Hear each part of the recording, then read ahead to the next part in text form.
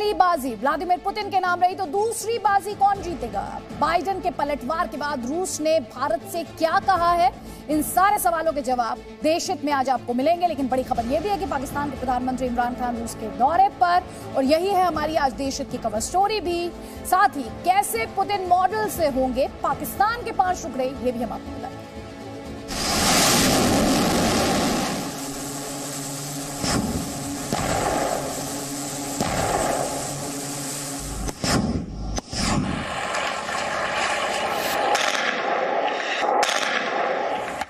एक तरफ हमले की तैयारी,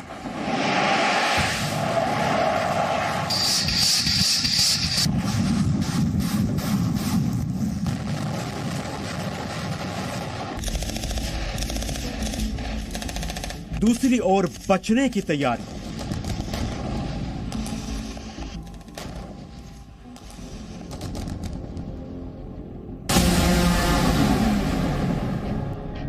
एक तरफ रूस अड़ा,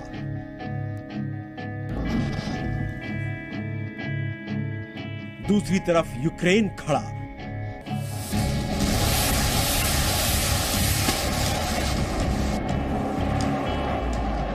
लेकिन रूस और यूक्रेन के बीच मचे घमासान में भारत के लिए बहुत बड़ा मौका है, मौका पाकिस्तान के टुकड़े करने का।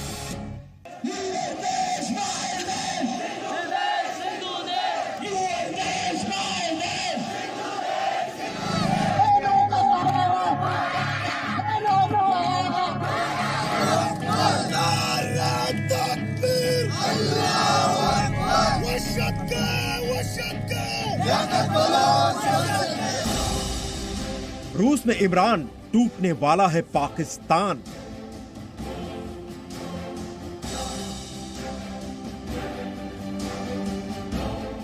पुतिन का आइडिया भारत को भाया।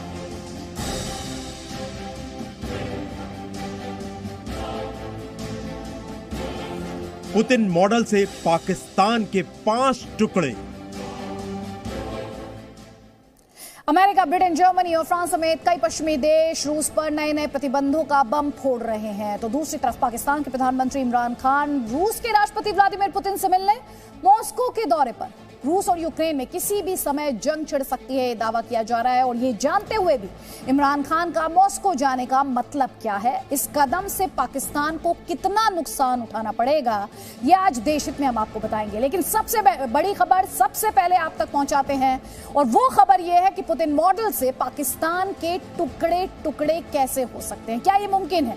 और ये क्यों मुमकिन नहीं है? जब पुतिन यूक्रेन के 3 टुकड़े कर सकते हैं तो फिर प्रधानमंत्री मोदी उसी पुतिन मॉडल का प्रयोग कर पाकिस्तान के 5 टुकड़े क्यों नहीं कर सकते? कैसे हो सकता है ये मुमकिन? इन सारे सवालों के जवाब इस रिपोर्ट में।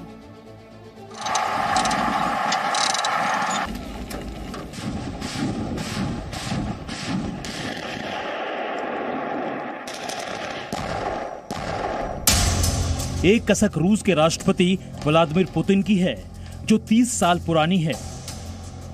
Если Россия столкнется с такой угрозой, как принятие Украины в Североатлантический альянс, в НАТО, то угрозы для нашей страны многократно возрастут. एक कसक प्रधानमंत्री नरेंद्र मोदी और पूरे हिंदुस्तान की है, जो 75 साल पुरानी है। जम्मू कश्मीर कुछ हिस्सा उनके हाथ चला गया, गैर कानूनी तरीके से कब्जा करके रखा हुआ, और वो कसक अभी भी हमारे दिलों में है। लेकिन पुतिन के एक फैसले ने भारत को कसक मिटाने का रास्ता दिखा दिया। ये रास्ता है पाकिस्तान के 5 टुकड़े करने का। पुतिन मॉडल से कैसे पाकिस्तान के 5 टुकड़े हो सकते हैं, इसे समझने के लिए आपको ये वीडियो ध्यान से देखना चाहिए।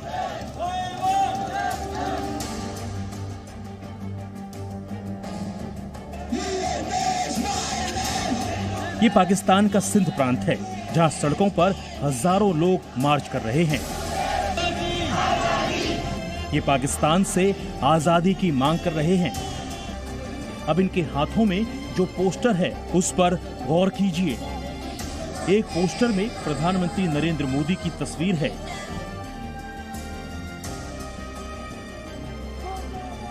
एक और पोस्टर में रूस के राष्ट्रपति व्लादिमीर पुतिन की तस्वीर है। इसके अलावा दुनिया के कई राष्ट्राध्यक्षों की तस्वीरें भी है। हर पोस्टर में एक ही बात लिखी है, Sindh wants freedom from Pakistan, यानी सिंध को पाकिस्तान से आजादी चाहिए।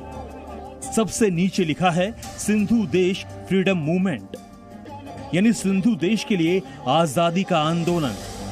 ये वीडियो नया नहीं है, लेकिन पाकिस्तान के सिंध प्रांत की हकीकत आज भी यही है और ये लोग अपनी आजादी के लिए प्रधानमंत्री नरेंद्र मोदी समेत दुनिया भर के नेताओं से मदद मांगते रहे हैं।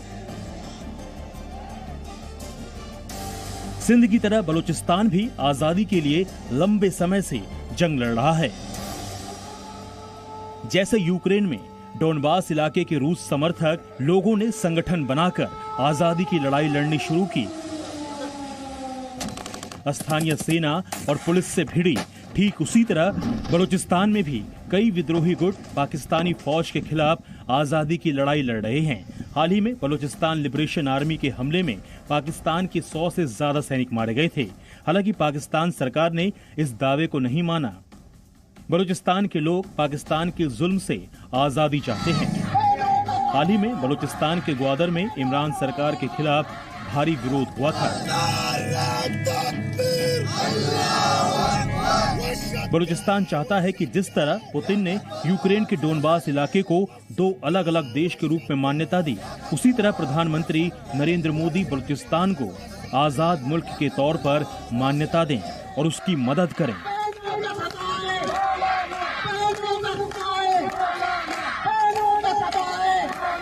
15 अगस्त 2016 को लाल किले से प्रधानमंत्री नरेंद्र मोदी ने पहली बार बलूचिस्तान और पीओके के लोगों का जिक्र किया था। मैं आज लाल किले की प्राचीर से कुछ लोगों का विशेष अभिनंदन और आभार व्यक्त करना चाहता हूं। पिछले कुछ दिनों से बलूचिस्तान के लोगों ने, गिलगिट के लोगों ने, पाक ऑक्युपाइड कश्मीर के लोगों ने, वहां के नागरिकों ने जिस प्रकार से मुझे बहुत बहुत धन्यवाद दिया है, जिन लोगों को विषय में मेरी कभी मुलाकात नहीं हुई है, लेकिन ऐसे दूर सुदूर बैठे हुए लोग हिंदुस्तान के एक प्रधानमंत्री को अभिनंदन करते हैं, उसका आदर करते हैं। पाकिस्तान के उत्तर और पश्चिम में खैबर पख्तूनवा है, जहां इमरान खान की पार्टी की अच्छी पैठ है। यहाँ पख्तूनों की अच्छी खासी आबादी है। पाकिस्तान जिंदाबाद। और आतंकी संगठन तहरीक तालिबान की जड़ भी मजबूत है। पाकिस्तान की सेना और सरकार के खिलाफ बगावत यहाँ भी देखी जा रही है। गैर मुस्लिमों के रकबे। पाकिस्तान अधिकृत कश्मीर में पाकिस्तान सरकार के खिलाफ सबसे ज्यादा गुस्सा है। यहाँ के लोग पाकिस्तान से आजादी चाहते हैं। पीओके भारत के जम्मू कश्मीर का अभिन्न अंग है, जिस पर बंटवारे के बाद से ही पाकिस्तान का कब्जा है। पीओके के नागरिक प्रधानमंत्री नरेंद्र मोदी से मदद की अपील करते रहे हैं। में नहीं मिले हुए, ठीक है, अपील करते हैं हिंदुस्तानी गवर्नमेंट से कि खुदारा नरेंद्र मोदी आओ और इस जुल्म से यहाँ निजात दिलाओ लोगों को। जहाँ तुम्हारे रकबे, तुम्हारे विरासत में रकबे मिले हुए, ये लोगों को आके बदमाशी करते हैं, ठीक है। आज इन्होंने हमें बेदखल किया है। इस वक्त मेरे बच्चों को घर से निकाला है, बरसती बारिश में मैं रोड पे बैठा हुआ हूँ। पीओके का मतलब सिर्फ मुजफ्फराबाद नहीं है, बल्कि गिलगित और बाल्टिस्तान भी शामिल है, जिस पर पाकिस्तान का अवैध कब्जा है। अब सवाल है कि पीओके पर तिरंगा लहराने का और कितना इंतजार करें।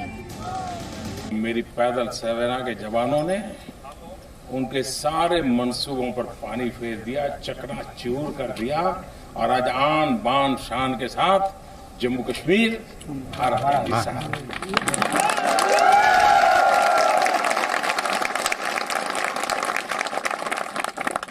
कुछ हिस्सा उनके हाथ चला गया है,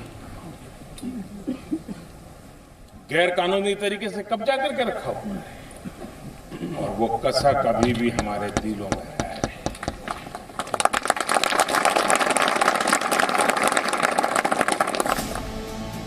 75 साल पुरानी इस कसक को मिटाने का समय अब आ गया है। साल 2019 में जम्मू कश्मीर से अनुच्छेद 370 हटाने के बाद तो इस्लामाबाद को भी डर सताने लगा कि कहीं अब जल्द ही पीओके पर तिरंगा न लहराने लगे। इसलिए एग्रेसिव हूं कि जम्मू एंड कश्मीर के पीएको को आप भारत का हिस्सा नहीं मानते हो क्या? एग्रेसिव ना हो, जान दे देंगे इसके लिए। क्या बात कर रहे हो आप? इस समय पाकिस्तान के प्रधानमंत्री इमरान खान रूस के दौरे पर हैं। व्लादिमीर पुतिन से उनकी मुलाकात के बीच बड़ा सवाल ये है, क्या भारत को पाकिस्तान के खिलाफ पुतिन मॉडल अपनाना चाहिए और क्या पाकिस्तान के 5 टुकड़े करना मुमकिन है? और जहां तक पीओके की बात है तो जो पाकिस्तान ऑक्युपाइड कश्मीर है वो भारतीय टेरिटरी है। जो 1947 में इंस्ट्रूमेंट ऑफ एक्सेशन साइन किया गया था, उसके आधार पर ये जो पूरा पीओके है, गिलगित बल्तिस्तान है, वो भारतीय इलाका है जिसके ऊपर पाकिस्तान ने इल्लीगल ऑक्यूपेशन कर रखा है। ऐसा नहीं है कि प्रधानमंत्री नरेंद्र मोदी चुनाव प्रचार में व्यस्त हैं तो उनकी नजर रूस और यूक्रेन तनाव पर नहीं है। उन्हें पता है कि दुनिया में क्या हो रहा है और आने वाले समय में क्या हो सकता है। इस समय दुनिया में कितनी उथल पुथल मची हुई है। ऐसे में भारत का ताकतवर होना न सिर्फ भारत के लिए, पूरी मानवता के लिए बहुत जरूरी होता है। इसमें कोई दो राय नहीं कि प्रधानमंत्री नरेंद्र मोदी दिलेर, मजबूत और ताकतवर नेता हैं। इससे पहले भी उन्होंने सेना को पीओके में सर्जिकल स्ट्राइक और पाकिस्तान के बालाकोट में घुसकर एयर स्ट्राइक करने की इजाजत दी। ऐसे में पाकिस्तान के टुकड़े करने वाले कदम उठाने की उम्मीद भी पीएम मोदी से की जा सकती है। ब्यूरो रिपोर्ट, जी मीडिया। और दुनिया जानती है कि पाकिस्तान गोला बारूद और सैन्य ताकत के दम पर विद्रोह को दबाता रहा है, लेकिन बलूचिस्तान से सिंध तक वहां के लोगों ने ना उम्मीद छोड़ी है, ना संघर्ष छोड़ा है, जैसे रूस ने यूक्रेन के दोनेत्स्क और लुहांस्क में किया। अगर भारत ने भी यही कदम पाकिस्तान के मामले में उठाया तो पाकिस्तान के 5 टुकड़े हो सकते हैं। आपको मैप के जरिए हम ये दिखाते हैं कि ये कैसे हो सकता है। तो ये बलूचिस्तान है, पाकिस्तान के दक्षिण पश्चिम में बलूचिस्तान है। प्राकृतिक संपदाओं से भरपूर इस इलाके में आजादी की लड़ाई, माफ कीजिएगा, सिंध इस वक्त आपके स्क्रीन पर है। तो सिंध को लेकर आपको बता देते हैं कि प्राकृतिक संपदा से भरपूर आजादी की लड़ाई लंबे अरसे से इस प्रांत में चल रही है। वहीं बलूचिस्तान के पूर्व का ये इलाका सिंध, समुद्र तट वाले इस इलाके के लोगों ने अपना झंडा, नक्शा सब कुछ बना रखा है। ये पाकिस्तान से किसी भी कीमत में अलग नहीं होना चाहते हैं और इनका आंदोलन भी जोरों पर है। अब बात करते हैं फाटा से लेकर खैबर पख्तूनख्वा तक में पाकिस्तान के नाम मात्र की हुकूमत की। उत्तर में तहरीक तालिबान पाकिस्तान यानी टीटीपी ने पख्तूनों के बीच अपनी पकड़ बना रखी है। इस तरह पाकिस्तान का मतलब क्या होगा? पाकिस्तान का मतलब होगा सिर्फ पंजाब। पाकिस्तान के 4 टुकड़े हो गए और अगर पाकिस्तान के अवैध कब्जे की बात करें तो वो 5वां टुकड़ा कौन सा हो सकता है, ये आपको बता देते हैं। पीओके, पाकिस्तान के कब्जे वाला कश्मीर, जिस पर नाम से ही पता चलता है कि पाकिस्तान का अवैध कब्जा है। भारत का अभिन्न अंग जम्मू कश्मीर, इस हिस्से पर पाकिस्तान का इलीगल नियंत्रण है। इलीगल नियंत्रण में रहने वाले लोग भी चाहते हैं कि पाकिस्तान से उन्हें मुक्ति मिले।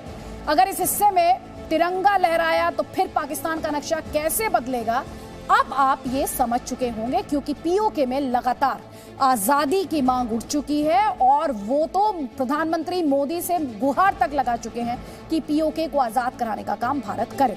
अब सवाल यह है कि इमरान खान, जिनसे अब पाकिस्तान की जनता का भरोसा भी उठता जा रहा है, पुतिन का भरोसा वो कैसे जीत पाएंगे, और वो भी ऐसे समय में जब रूस और यूक्रेन के बीच कभी भी जंग छिड़ सकती है। इमरान का रूस दौरा ये पाकिस्तान को कितना नुकसान पहुंचा सकता है, इस रिपोर्ट के माध्यम से समझिए।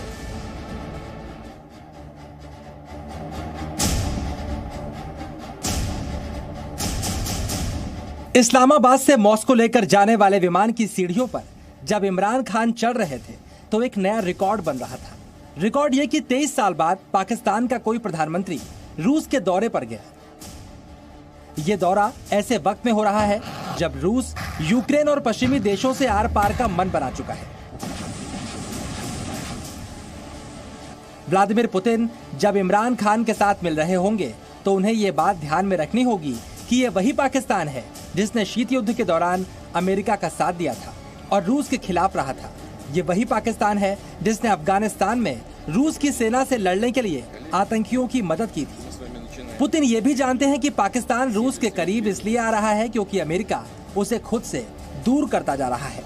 जो बाइडेन को अमेरिका का राष्ट्रपति बने 13 महीने हो गए, लेकिन इमरान की लाख कोशिश के बावजूद बाइडेन ने पाकिस्तान के प्रधानमंत्री से बात तक नहीं की, जबकि पाकिस्तान लगातार कंगाल होता जा रहा है। उसे कर्ज चाहिए। ऐसे में इमरान खान के सामने दो ही विकल्प बचते हैं। पहला विकल्प शी जिनपिंग, जिनसे वो फरवरी महीने की शुरुआत में बीजिंग जाकर मिल चुके हैं, और दूसरा विकल्प पुतिन। पाकिस्तान का रुपया पिछले 3 साल में 30% गिर चुका है। पाकिस्तान में $1 की कीमत 177 रुपए है। महंगाई दर 11.5% से ज्यादा है और विदेशी कर्ज 50 लाख करोड़ रुपए से ज्यादा। दुनिया का कोई देश पाकिस्तान को कर्ज देना नहीं चाहता। ऐसे में इमरान खान बड़ी उम्मीद लेकर पुतिन के पास गए हैं, लेकिन इमरान का ये कदम अमेरिका समेत पश्चिमी देशों को न सिर्फ नाराज कर सकता है, बल्कि आने वाले वक्त में उसे और भी गंभीर परिणाम भुगतने पड़ सकते हैं। प्रधानमंत्री इमरान खान की ये जो विजिट है वो इल टाइम्ड स्पष्ट रूप से दिखाई देती है। एक ऐसे समय में कि जब युद्ध की आशंकाएं हैं, एक किसी तरीके की स्थितियां बन सकती हैं, कुछ भी तनावग्रस्त स्थितियां क्रिएट हो सकती हैं। इस तरह की स्थिति में पाकिस्तान के प्रधानमंत्री इमरान खान का रूस का जो दौरा है वो गलत संदेश देगा और अमेरिका और यूरोपीय देशों की नाराजगी को बढ़ा सकता है। कहा तो ये भी जा रहा है कि इमरान खान ने बीजिंग दौरे के दौरान भी पुतिन से मिलने की कोशिश की थी, लेकिन सफल नहीं हुए थे। लेकिन इस बार मॉस्को में पुतिन उनसे मिलेंगे तो जरूर, लेकिन भारत को नाराज करने वाला कदम शायद ही वो उठाए। ब्यूरो रिपोर्ट, जी मीडिया। तो आप लगातार देख रहे हैं किस तरह व्लादिमीर पुतिन ने तो शतरंज की बिसात बिछा दी है। उन्होंने अपना दाव भी जबरदस्त चला है और अब बारी है पुतिन के विरोधियों की। रूस के वार पर पश्चिमी देशों ने पलटवार किया है। रूस पर एक के बाद एक आर्थिक प्रतिबंधों की झड़ी लगा दी है। लेकिन सवाल यह है, क्या इससे व्लादिमीर पुतिन की सेहत पर कोई फर्क पड़ेगा?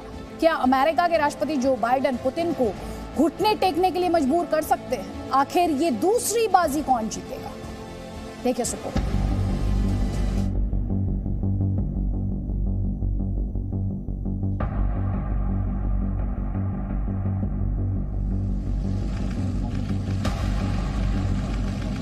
पहली बाजी तो पुतिन ने जीत ली।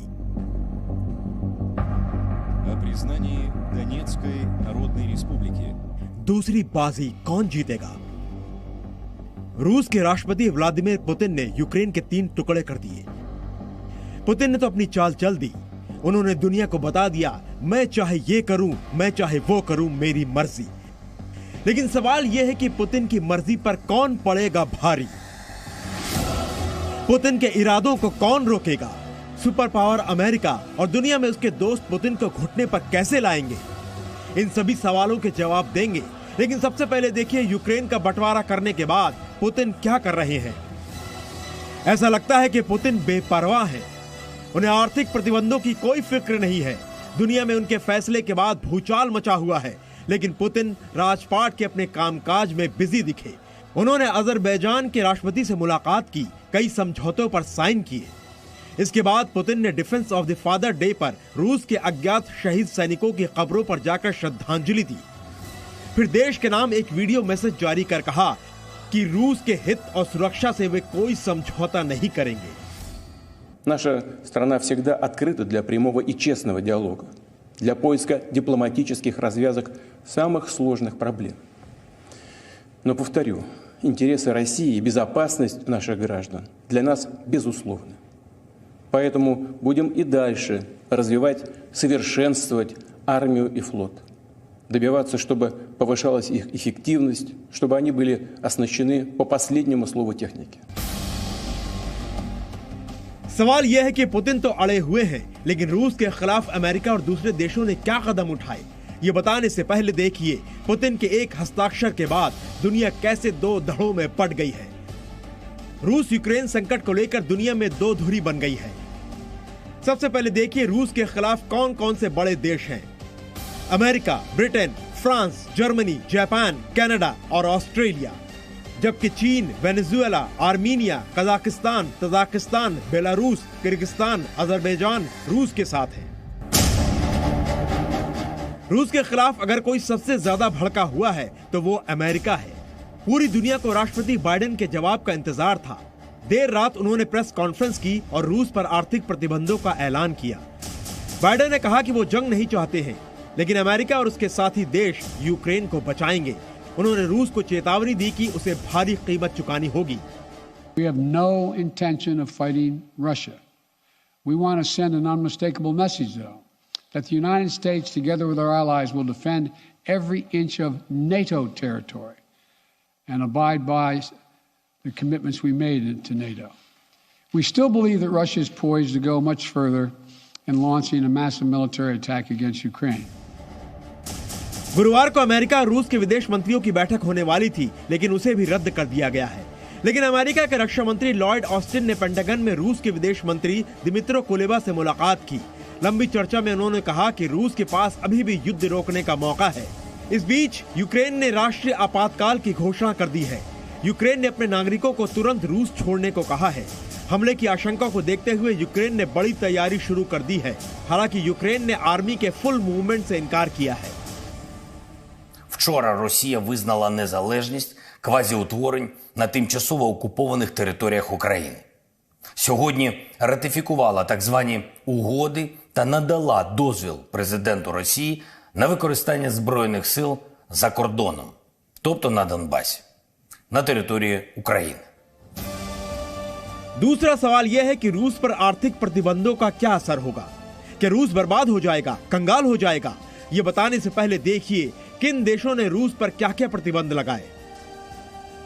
ब्रिटेन, रूस के 5 बैंक पर प्रतिबंध, 3 अरबपतियों की संपत्ति फ्रीज। अमेरिका, आर्थिक मदद रोकने का ऐलान, रूसी बैंकों अरबपतियों पर कड़े प्रतिबंध, रूस के कर्ज लेने पर पाबंदी। Germany, Nord stream 2 gas pipeline suspend. Canada, Luhansk Donetsk से वित्तीय लेन देन पर रोक, कनाडाई लोगों को रूस से ऋण लेने पर रोक, कुछ रूसी सांसदों पर भी प्रतिबंध। जापान, रूस के सरकारी बॉन्ड जारी करने वितरण पर बैन, लुहांस्क दोनेत्स्क के लोगों के लिए वीजा बैन। ऑस्ट्रेलिया, पुतिन के शीर्ष सुरक्षा सलाहकारों में से 8 पर प्रतिबंध। Well, these are the toughest sanctions we've ever put on Russia. They're targeting people who are very close to the Kremlin.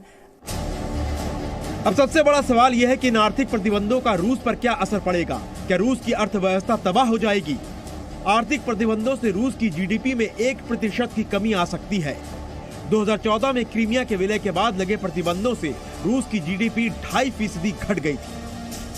लेकिन 2022 में रूस की अर्थव्यवस्था 2014 के मुकाबले बहुत मजबूत है। रूस के पास $635 बिलियन गोल्ड और विदेशी मुद्रा भंडार मौजूद है, इसलिए डॉलर में भुगतान करने में रूस को दिक्कत नहीं आएगी। इसके अलावा नॉर्ड स्ट्रीम 2 गैस पाइपलाइन को रोकने से रूस की बजाय जर्मनी और यूरोप को ज्यादा नुकसान होगा। जर्मनी की आधा से ज्यादा गैस रूस से आती है। यूरोप की 33% नेचुरल गैस भी रूस से आती है। अगर ये सप्लाई रुक जाती है तो यूरोप बड़े संकट में पड़ जाएगा। अमेरिका भी अपनी डिमांड का 3% यानी 7 लाख बैरल तेल रूस से आयात करता है। जंग की स्थिति में वो भी प्रभावित होगी, क्योंकि तेल की कीमतें आसमान छूने लगेंगी। इसके अलावा रूस गेहूं का भी बड़ा निर्यातक देश है, और अगर जंग होती है तो दुनिया में खाद्य संकट भी खड़ा हो सकता है। यानी आर्थिक प्रतिबंधों से रूस की अर्थव्यवस्था पर असर तो पड़ेगा, लेकिन इतना नहीं पड़ेगा कि वो पुतिन को अपने फैसले को पलटने पर मजबूर कर दे। और अफगानिस्तान में मुंह की खाने के बाद अमेरिका ऐसी स्थिति में नहीं है कि वो दूसरा युद्ध झेल सके। ब्यूरो रिपोर्ट, जी मीडिया। और देश हित में इस वक्त बड़ी खबर यह है कि यूक्रेन के राष्ट्रपति कह रहे हैं कि वो रूस के साथ बातचीत चाहते हैं। जी हाँ, यूक्रेन के राष्ट्रपति का ये बड़ा बयान, उनके द्वारा कहा जा रहा है कि वो रूस के साथ बातचीत करना चाहता है यूक्रेन। ये बयान है यूक्रेन के राष्ट्रपति का। रूस के राष्ट्रपति से कई बार बातचीत की अपील की गई है। एक बार फिर से उस अपील को दोहरा रहे हैं और कह रहे हैं कि वो रूस के साथ बातचीत करने के लिए तैयार है। यूक्रेन रूस के साथ बातचीत के माध्यम से इस पूरे मुद्दे को सुलझाने के लिए तैयार है। और रूस के राष्ट्रपति व्लादिमीर पुतिन को दुनिया की कोई परवाह नहीं है, ये तो आप समझ गए होंगे। उन्हें सिर्फ अपने देश की सुरक्षा की फिक्र है, और इसीलिए आज भारत के लिए रूस का नया मैसेज भी आ गया। रूस ने इस मामले में भारत से भी साथ देने की अपील की। रूस ने दरअसल भारत से सहयोग मांगा है, लेकिन अब भारत के सामने सवाल यह है कि वो रूस और अमेरिका में से किसे चुने।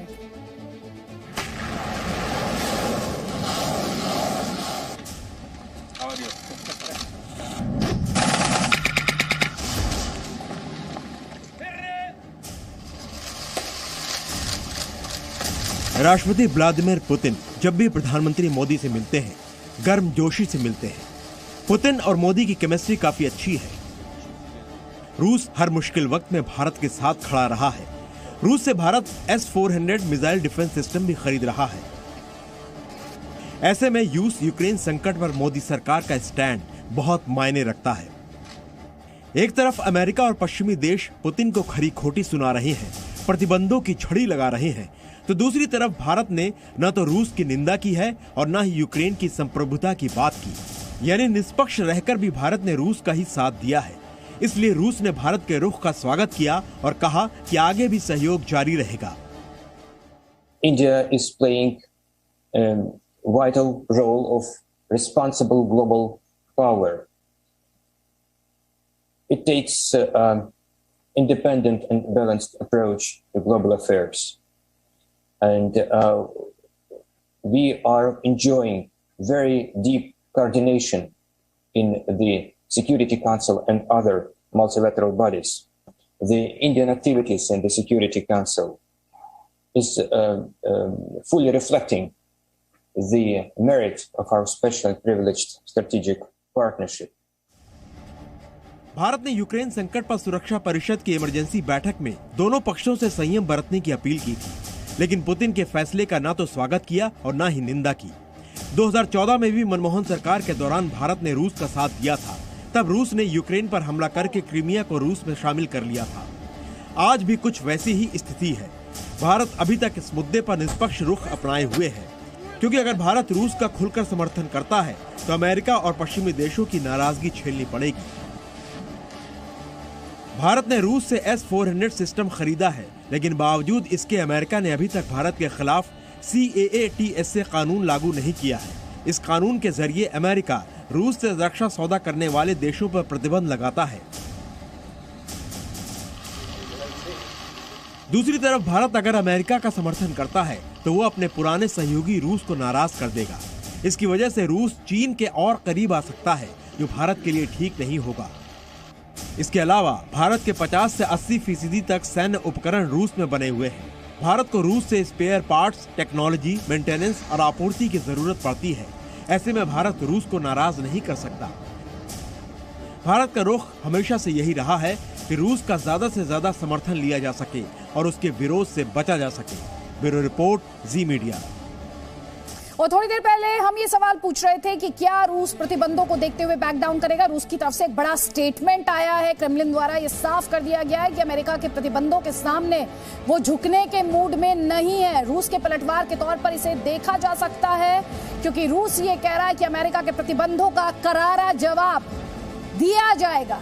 तो व्लादिमीर पुतिन बैक डाउन करने के मूड में नहीं, पीछे हटने के मूड में नहीं, अपने स्टैंड पर वो कायम, बावजूद इसके ये देखते हुए कि लगातार पश्चिमी देशों द्वारा रूस पर सैंक्शंस का सिलसिला जारी है, लेकिन रशिया अपनी बात पर कायम। व्लादिमीर पुतिन अपने रुख पर कायम है और उनमें नरमी की किसी तरह का कोई संकेत फिलहाल नहीं मिल रहा। यूक्रेन के राष्ट्रपति चाह रहे हैं कि रूस जो है वो बातचीत के टेबल पर आए, लेकिन ये स्टेटमेंट बताने के लिए काफी कि रूस झुकने के मूड में या पीछे जाने के मूड में नहीं है।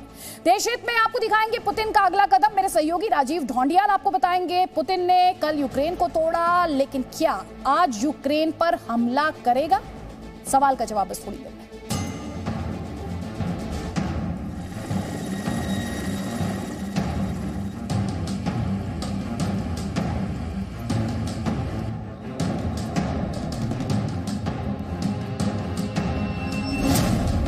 यूक्रेन पर बिजली गिरने वाली है।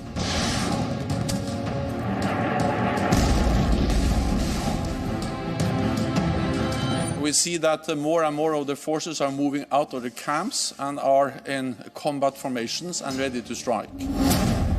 पुतिन का ऑर्डर, पलटन का मार्च।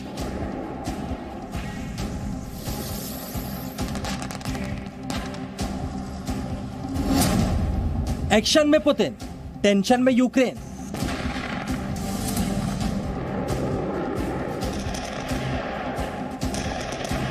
Прийшов запит від Міністерства закордонних справ, щоб я розглянув питання. यूक्रेन पर 24 घंटे भारी है।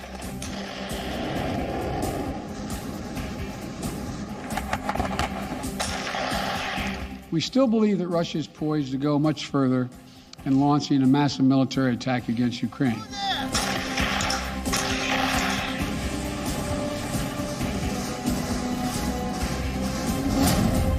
पहले तोड़ा, अब हमला होगा। नमस्कार, मैं हूं राजीव ढोंडियाल और देश हित में बात करते हैं यूक्रेन सीमा पर बढ़ते जा रहे रूसी सेना के जमावड़े की। डोनेस्क और लुहांस्क को आजाद देश बनाने के बाद अमेरिका और सहयोगी देशों ने भले ही रूस पर प्रतिबंधों की बमबारी कर दी, लेकिन यूक्रेन के बढ़ते कदम रुकते नहीं दिखाई दे रहे हैं। यूक्रेन को 3 भागों में तोड़ने के बाद अब पुतिन की सेना यूक्रेन की तरफ कूच कर गई है। नई सैटेलाइट तस्वीरों के खुलासों के बाद दावा किया जा रहा है कि अगले 24 घंटे यूक्रेन के लिए भारी साबित हो सकते हैं।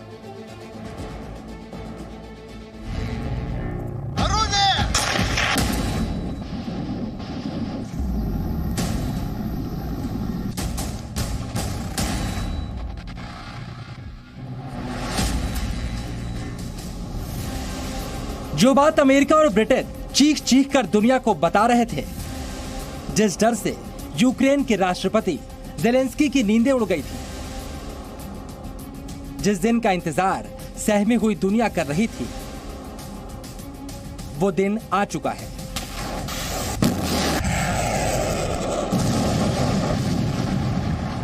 पहले पुतिन ने डोनेस्क और लुहांस्क को आजाद देश के तौर पर मान्यता दी। फिर रूस की संसद ने रूस की सेना को देश की सरहदों को पार करने की इजाजत दे दी और अब सारे दायरे तोड़कर रूस की सेनाएं यूक्रेन के अंदर दाखिल होने के लिए रवाना हो चुकी है।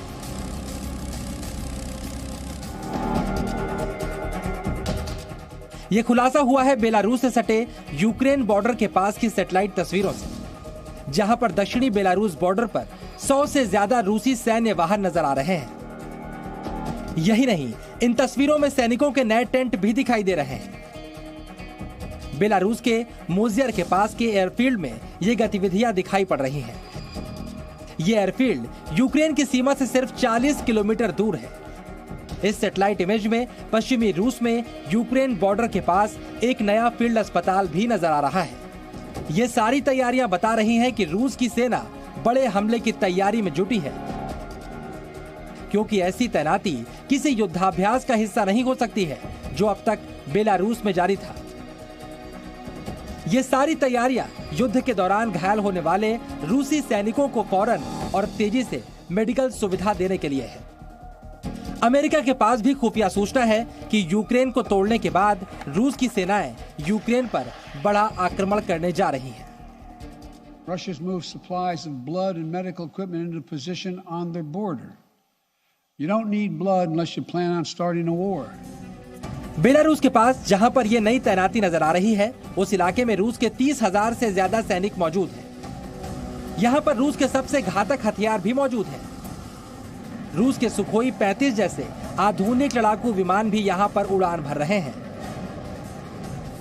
इसी के साथ एयर डिफेंस सिस्टम S-400 की कई बैटरियां भी बेलारूस में इस जगह पर मौजूद हैं।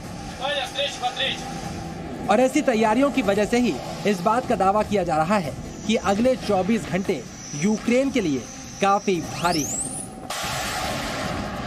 डोनेस्क और लुहांस्क को आजाद घोषित करने के बाद पुतिन ने यूक्रेन को आखिरी चेतावनी भी दी थी, लेकिन नाटो देशों के सहयोग की उम्मीद लगाए यूक्रेन ने शायद इस चेतावनी को नजरअंदाज करके बड़ी भूल कर दी है। Наша страна всегда открыта для прямого и честного диалога, для поиска дипломатических развязок самых сложных проблем. Но повторю, पुतिन ने यूक्रेन को समझाया था कि वो नाटो में शामिल होने का ख्याल छोड़ दे, लेकिन यूक्रेन इसके लिए तैयार नहीं है। ऐसे में रूस के पास यूक्रेन पर हमले का विकल्प खुला है। अगर रशिया यूक्रेन को इन्वेड करता है तो उस केस में अमेरिका और नेटो अपने सोल्जर्स तो भेजेंगे नहीं यूक्रेन के अंदर रशिया से लड़ने को, क्योंकि वो कहते हैं भाई यूक्रेन तो नेटो का मेंबर नहीं है, तो हम अपनी नेटो फोर्सेस तो भेजेंगे नहीं यूक्रेन में। परंतु वो क्या करेंगे, वो military supplies, tanks, anti tank missiles, इस तरह के आर्मामेंट्स वगैरह वो दरादर यूक्रेन को बेचेंगे या देंगे। फिलहाल रूस ने यूक्रेन को 3 तरफ से घेर कर रखा है। रूस के बॉर्डर पर 1 लाख से ज्यादा सैनिक मौजूद हैं। बेलारूस के बॉर्डर पर 30,000 से ज्यादा सैनिक इकट्ठे हैं। यहाँ पर युद्धाभ्यास भी जारी है। क्रीमिया में भी सैनिकों की संख्या रूस ने बढ़ा दी है और अब दोनेत्स्क और लुहांस्क की तरफ से भी रूस की सेनाएं पहुंच चुकी हैं। यानी प्रतिबंधों का पुतिन की आक्रामकता पर कोई भी असर नहीं पड़ा है और उनकी सेना पूरी ताकत के साथ चारों तरफ से यूक्रेन पर हमले को तैयार है। हालांकि अमेरिका ने ऐलान किया है कि वो बाल्टिक रीजन में मौजूद देशों में अपने सैनिकों की संख्या बढ़ाएगा। लेकिन नाटो देशों में अमेरिकी सैनिकों की तैनाती की धमकी से रूस की सेहत पर कोई असर नहीं पड़ने वाला, क्योंकि यूक्रेन फिलहाल रूस के सैन्य चक्रव्यूह में पूरी तरह से घिर चुका है और नाटो के लिए उसे रोकना संभव नहीं दिखता। अगर रशियन आर्मी यूक्रेन में गई, यूक्रेनियन आर्मी चाहे छोटी है, चाहे इतनी पावरफुल नहीं है, पर फिर भी वो लड़ेगी, परंतु रशिया यूक्रेन को कंप्लीटली डेसिमेट कर देगा। संकट यूक्रेन की तरफ बढ़ रहा है और अखंड रूस का सपना देख रहे राष्ट्रपति पुतिन का अगला निशाना यूक्रेन की राजधानी कीव ही नजर आ रही है। ब्यूरो रिपोर्ट, जी मीडिया। इस बीच अमेरिका के पूर्व राष्ट्रपति डोनाल्ड ट्रंप ने बड़ा बयान दिया है। डोनाल्ड ट्रंप का बड़ा बयान। ट्रंप ने अमेरिकी राष्ट्रपति जो बाइडेन पर हमला बोला है और पुतिन ने बाइडेन को ढोल की तरह पीट डाला है।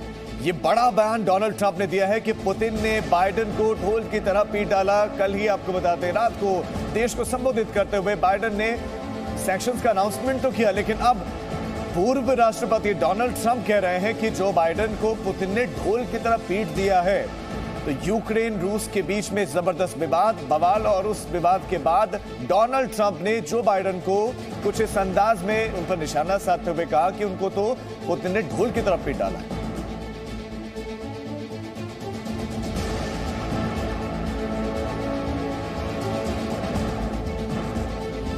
और इस बीच में एक और बड़ी खबर आपको देते हैं। संयुक्त राष्ट्र ने रूस को कड़ी फटकार लगाई है। संयुक्त राष्ट्र ने रूस को फटकार लगाते हुए कुछ टिप्पणियां भी की हैं। तो बड़ी खबर इस वक्त एक और आपको देते हैं। एक तरफ डोनाल्ड ट्रंप का बयान, इस बीच में संयुक्त राष्ट्र ने रूस को फटकार लगाई। संयुक्त राष्ट्र ने कहा कि 2 देशों को अलग देश की मान्यता देना नियमों का उल्लंघन। लुहांस्क और दोनेत्स्क को मान्यता देना ये नियमों के खिलाफ, अंतर्राष्ट्रीय नियमों के खिलाफ है। ये यूएनजीए के महासचिव का बड़ा बयान आया है। 2 अलग देशों को मान्यता देना नियमों का उल्लंघन है। 3 टुकड़ों में विभाजित कर दिया है यूक्रेन को रूस ने, और उसके बाद अब यूएनजीए का ये बड़ा बयान।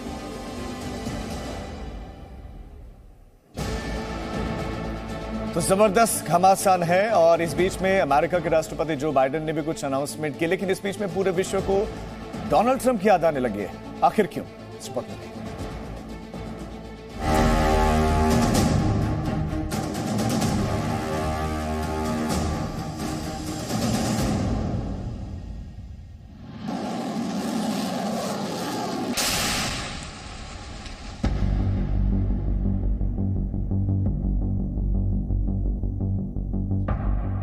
1991 में सोवियत संघ के पतन के बाद रूस इतना ताकतवर कभी नहीं दिखा जितना आज दिखाई पड़ रहा है। यूक्रेन पर रूस अमेरिका और नाटो को बार बार पटखनी दे रहा है। सच्चाई यही है कि रूस जैसी ताकत को रोकने की हैसियत दुनिया में सिर्फ एक देश की है और वो है अमेरिका। लेकिन आक्रामक पुतिन के आगे बाइडेन सिर्फ बातों से रिएक्शन दे रहे हैं। We still believe that Russia is poised to go much further in launching a massive military attack against Ukraine. और पुतिन ग्राउंड पर एक्शन कर रहे हैं। नतीजा, यूक्रेन विवाद पर ना तो ब्रिटेन की, ना तो फ्रांस की, ना तो जर्मनी की, ना तो अमेरिका की चल रही है तो सिर्फ पुतिन की मर्जी चल रही है। और ऐसे में दुनिया को आ रही है उस चेहरे की याद जो आज अमेरिका की सत्ता में होता तो कहानी कुछ और ही होती। पुतिन के इस आक्रामक रुख के बीच चर्चा शुरू हो गई है, क्या बाइडेन कमजोर पड़ गए हैं? ऐसे में दुनिया के कई देश, खासकर अमेरिका के ब्रिटेन जैसे सहयोगी देशों में ट्रंप याद किए जा रहे हैं। ब्रिटिश राजनीतिक विश्लेषक डगलस मरी के मुताबिक अमेरिका के कमजोर राष्ट्रपति ने पुतिन को मजबूत बनाया है। पुतिन 1 साल से यूक्रेन सीमा पर हथियार जमा कर रहे थे। अमेरिका ने इस दौरान कोई ठोस एक्शन नहीं लिया। फ्रांस और जर्मनी का भी मास्को दौरा विफल रहा। रूस को घुटनों पर लाने की ताकत सिर्फ अमेरिका में है। और ये बहुत बड़ी सच्चाई है कि डोनाल्ड ट्रंप के कार्यकाल में पुतिन किसी देश में घुसपैठ नहीं कर पाए। डोनाल्ड ट्रंप के दमदार नेतृत्व की वजह से अमेरिका का दुनिया में दबदबा कायम था। ब्रिटिश विश्लेषक के मुताबिक ट्रंप के बाद जब बाइडेन राष्ट्रपति बने तो पुतिन ने बाइडेन की इस कमजोर होती स्थिति को पकड़ लिया और यूक्रेन पर इतने ज्यादा आक्रामक हो गए। यानी बाइडेन की जगह अगर ट्रंप अमेरिका के राष्ट्रपति होते तो शायद यूक्रेन पर अमेरिका और नाटो की इतनी फजीहत न होती। ये बात सही है कि बाइडेन कमज़ोर साबित हो रहे हैं, क्योंकि उनकी घरेलू उसमें परिस्थितियों में भी उनकी रेटिंग काफ़ी गिरती चली जा रही है। और वो कमज़ोर भी इसलिए हैं कि बहुत ज़्यादा के सीनेट में 50-50 के करीब आसपास दोनों पार्टी के लोग हैं, इसलिए राष्ट्रपति बाइडेन के लिए कोई भी प्रस्ताव सीनेट से पास कराना जो कि आउट एंड आउट डेमोक्रेटिक हो वो बड़ा मुश्किल हो जाता है। बाइडेन की कमजोरी उस वक्त भी सामने आई थी जब तालिबान ने अमेरिका को अपमानजनक तरीके से अफगानिस्तान से बाहर निकलने की डेडलाइन दे दी थी और अमेरिका के अफगानिस्तान छोड़ने से पहले ही काबुल पर कब्जा कर लिया। अमेरिका की बेबसी उस वक्त भी सारी दुनिया ने देखी थी। पुतिन की निगाहें भी इन सारे घटनाक्रमों पर जमी हुई थी और वो अपनी चाल चल रहे थे। वैसे ट्रंप अभी सत्ता में नहीं है, लेकिन उनकी निगाह भी इस पूरे विवाद पर बनी हुई है और ट्रंप ने डोनेट्स्क और लुहांस्क को आजादी देने के बाद पुतिन को जीनियस बताया है। कल मैंने पूरा घटनाक्रम टीवी पर देखा, तभी मैंने कहा ये तो जीनियस है। मैंने कहा पुतिन कितने चालाक हैं, ये लोग यूक्रेन के अंदर जाएंगे और शांति स्थापित करने वाली सबसे मजबूत शांति सेना बन जाएंगे। इससे पहले यूक्रेन मामले पर डोनाल्ड ट्रंप बाइडेन को खरी खरी भी सुना चुके हैं। Every day Biden's incompetence is putting America at risk. As everyone knows, what Putin and Russia are doing with Ukraine would never, ever, not even possible, have happened if I was president. Never did. Never did. They would not have dreamed of it and they would not have dared to do it.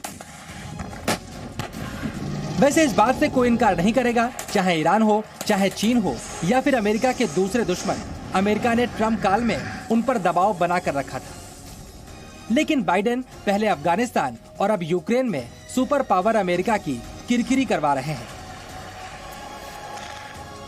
Trump या Biden की बात नहीं है, ये बात है America की गिरती हुई साख का, जो कि ट्रंप का और बाइडेन दोनों के टाइम में गिरती रही है।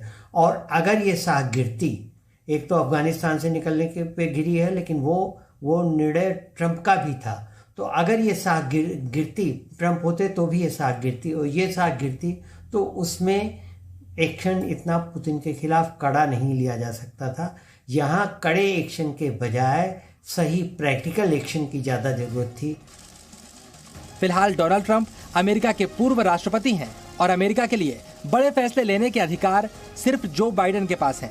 ऐसे में यूक्रेन संकट खत्म होने के बाद ही मालूम चलेगा बाइडेन के फैसलों से अमेरिका का फायदा हुआ या नुकसान। Bureau report, ZBT। और एक और बड़ी खबर इस वक्त, यूक्रेन की टिप्पणी, दूसरे विश्व युद्ध के बाद ये सबसे ज्यादा हालात अब खराब हैं। संयुक्त राष्ट्र में यूक्रेन का ये बड़ा बयान। संयुक्त राष्ट्र में यूक्रेन ने कहा कि दूसरे विश्व युद्ध के बाद ये पहली बार ऐसा है कि हालात ऐसे बन गए। दूसरे विश्व युद्ध के बाद ये ऐसी स्थिति अब पहली बार बनी है, यानी कि जबरदस्त तनाव है यूक्रेन और रूस की सीमा पर। पहले ही तीन टुकड़े कर चुका है। संयुक्त राष्ट्र की टिप्पणी भी इस पर आई है कि अंतर्राष्ट्रीय नियमों का उल्लंघन है, और यूक्रेन ने संयुक्त राष्ट्र में यह बयान दिया है कि दूसरे विश्व युद्ध के बाद ये पहली बार ऐसा है कि इस तरह के हालात पैदा हुए हैं। तो डोनाल्ड ट्रंप कह रहे हैं कि ढूल की तरह पुतिन ने बाइडेन को पीटा, मैं होता तो वो ऐसा नहीं करते। हम अपनी सेना को मजबूत करें। यूक्रेन ने टिप्पणी की है कि हम पूरी तरह से तैयार हैं, और यूक्रेन पहले भी ये कहता आ रहा है कि हम पूरी तरह से तैयार हैं। हम पुराना यूक्रेन नहीं है, लेकिन साथ साथ उन्होंने कहा कि हम तैयार कर रहे हैं। और इस वक्त जो आप तस्वीरें देख रहे हैं, यूक्रेन के विदेश मंत्री जो इस वक्त लगातार वहां पर बोल रहे हैं और उनके बयान हम आपको बता रहे हैं। यूएन पहले ही ये कह चुका है कि ये अंतर्राष्ट्रीय नियमों का उल्लंघन है। रूस ने जो किया वो अंतर्राष्ट्रीय नियमों का उल्लंघन है। और इस बीच में जो विदेश मंत्री हैं यूक्रेन के, वो अपना बयान रख रहे हैं, अपनी बात रख रहे हैं। उन्होंने कहा कि दूसरे विश्व युद्ध के बाद पहली बार ऐसे हालात। तो बड़ी खबर है, नजर हमारी लगातार बनी हुई है। अब एक छोटा सा ब्रेक, फौरन लौट।